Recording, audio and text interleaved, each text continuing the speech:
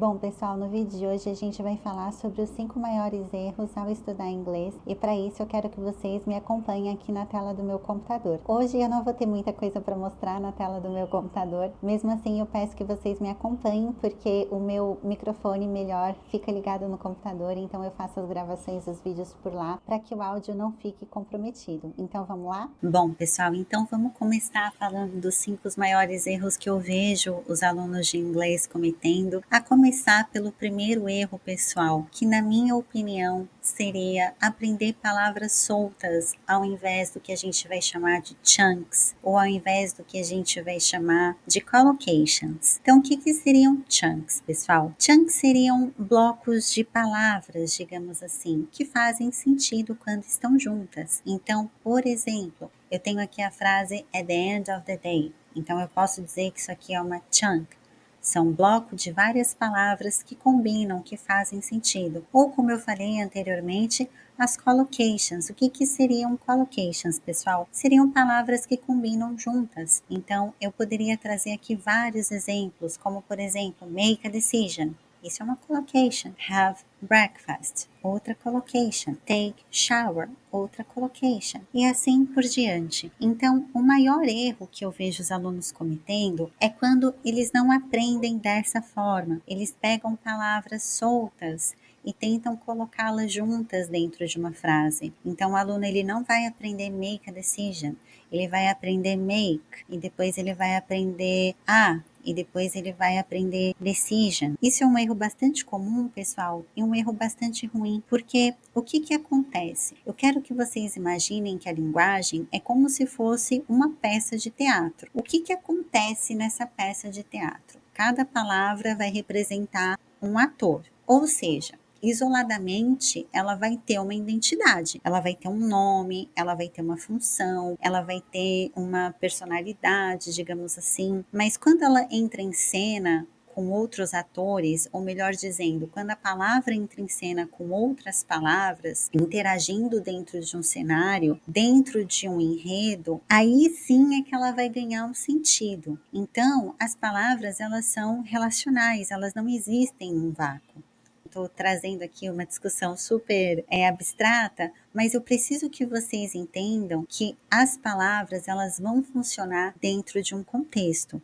O vocabulário isolado é como se a gente tentasse montar um quebra-cabeça com peças completamente soltas, sem saber qual que vai ser a imagem final desse quebra-cabeça. Então, a gente vai começar do começo entendendo que a gente não vai aprender palavras soltas, verbos soltos, artigos soltos, nada disso. A gente vai aprender chunks. A gente vai aprender o que eu chamei de collocations. É dessa forma que o aprendizado vai se tornar muito mais frutífero. Então, ao invés de aprender somente have, a gente vai aprender have breakfast. Claro, se fizer sentido dentro do contexto da aula, tá legal? O segundo erro, pessoal, é um erro com boas intenções por trás. Porque o que acontece? Quando a gente está estudando inglês, é natural e é inclusive muito bem-vindo que a gente tente se expor ao máximo àquele idioma. Então, quanto mais exposição a gente tiver, quanto mais contato a gente tiver com o idioma, melhor vai ser, porque a gente vai aumentar o nosso tempo de exposição, consequentemente, a gente vai aumentar a nossa interação, o nosso listening, a nossa leitura, enfim, seja lá o que for. Porém, o que acontece? A gente precisa adequar essa exposição, porque muitas vezes, a depender do nível de exposição, isso pode acabar frustrando um pouco a gente. Então, o que já aconteceu comigo quando eu era estudante? Estava eu lá no meu nível básico e eu fui me meter a começar a assistir filmes em inglês. Bom, é claro que no meu caso, aquilo foi muito desastroso e infrutífero, porque é muito você pedir de um aluno que está iniciando no nível básico, que tem pouco arcabouço em termos de vocabulário, em termos de gramática, enfim, para que ele consiga assistir um filme em inglês e interpretar e entender tudo o que está acontecendo ali. Então, eu acabei ficando bastante frustrada, acabei duvidando do meu potencial, da minha inteligência, enfim. mas não que eu fosse pouco inteligente até aquele momento. Mas o que aconteceu é que eu estava tendo uma super exposição que não condizia com o meu nível naquele momento, naquele contexto. Então é importante que a gente saiba ponderar essa exposição. Se você está no nível básico, não que você não deva, tá, pessoal? Não quero aqui ser mal interpretada. Não que você não deva, então eu vi num vídeo no YouTube, eu não vou me expor de jeito nenhum. Não é isso. Eu acho que a exposição é sim bastante necessária, só acho que a gente tem que tomar esses cuidados para que a gente evite frustrações. Então, caso vocês queiram se expor, e eu acho, como eu falei anteriormente, a exposição é bem-vinda, o que eu faria? Eu sei que é difícil falar de leitura num país que não se lê, o brasileiro está muito longe de gostar de ler, a gente sabe disso, várias pesquisas já foram feitas acerca desse assunto, mas enfim, pessoal, a leitura é uma ferramenta poderosíssima em termos de linguagem, tanto em português, que é a nossa língua mãe, a nossa língua nativa, quanto em qualquer outro idioma que vocês estejam aprendendo. Então, quando a gente lê, pessoal, a gente está se expondo a uma quantidade riquíssima de vocabulário, chunks, como eu falei para vocês, collocations, expressões que a gente vai chamar de idioms. Então, assim, é bastante importante. Mesmo que vocês não gostem, pessoal, eu recomendo fortemente que vocês adquiram o hábito da leitura. A gente tem hoje livros maravilhosos que são adaptados ao nível de inglês de cada aluno. Várias editoras fazem esse trabalho hoje em dia, pegam clássicos da literatura ou livros mais contemporâneos e adaptam para o nível de inglês do aluno. Eu mesma já fiz um vídeo aqui no canal que fala um pouquinho sobre isso. Caso alguém tenha interesse, eu vou deixar um link aqui linkado nos cards para vocês procurarem esse tipo de livro na Amazon, porque é uma ferramenta muito poderosa e muito legal, pessoal. Então, caso vocês queiram se expor, e de novo, vocês devem se expor ao idioma, peço que vocês façam isso com cuidado para que vocês não se frustrem, e fazendo isso de maneira adequada, eu acho que é bastante bem-vindo, tá legal? Terceiro erro, pessoal,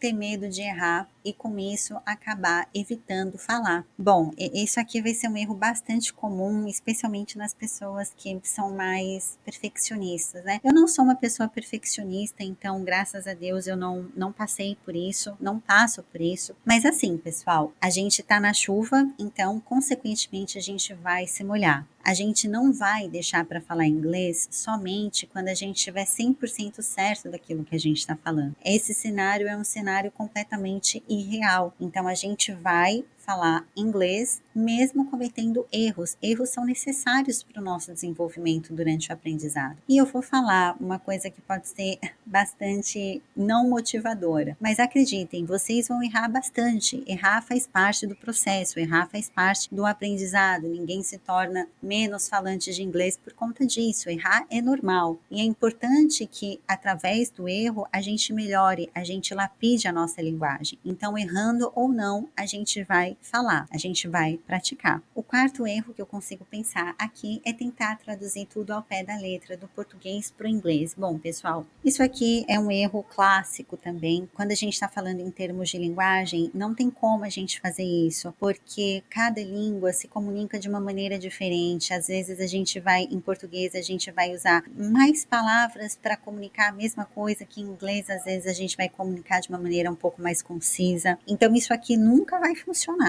Eu até diria que para a gente aprender um novo idioma, a gente precisa mudar um pouco a mentalidade no sentido de que a gente vai se comunicar de uma outra forma, tá legal? Então, traduzir tudo ao pé da letra também é uma coisa que não funciona. E o quinto e último erro seria não praticar as 4 habilidades de forma equilibrada. Esse erro, pessoal, eu acho que vai trazer um certo desconforto a muitas pessoas, porque o que eu estou falando quando eu falo em não praticar as 4 habilidades de forma equilibrada? Bom, quando a gente está aprendendo um novo idioma, a gente tem o listening, que seria a nossa habilidade de ouvir, speaking, que seria a nossa habilidade de falar, o reading, que seria a habilidade de ler, e o writing, que seria a habilidade de escrever. E o que muitas pessoas acabam fazendo é o seguinte: eu quero focar somente no speaking, eu quero aula de conversação, porque eu quero aprender a falar, e é isso que eu preciso. Pessoal, se você não tiver um listening legal, se você não praticar o reading, se você não praticar o writing,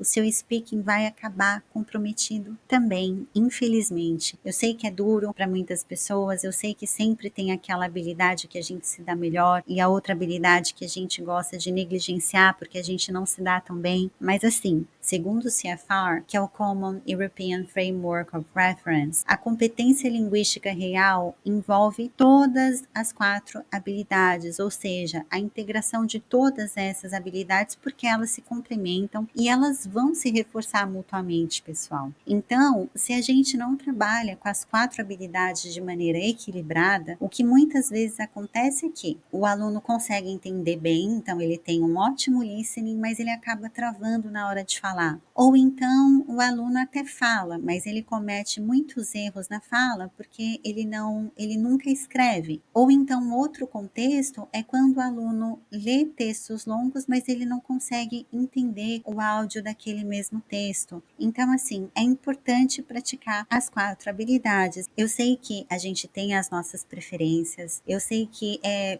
difícil gostar das 4 habilidades, sempre tem uma que a gente vai ter uma inclinação maior a gostar, mas é importante praticar as 4, tá legal? Então, eu acho que é isso por hoje, pessoal. Espero que vocês tenham gostado. Essa aqui é a minha visão do que eu acho que são os maiores erros, tá legal? Caso vocês queiram acrescentar alguma coisa nos comentários, fiquem à vontade. E é isso por hoje. Tchau!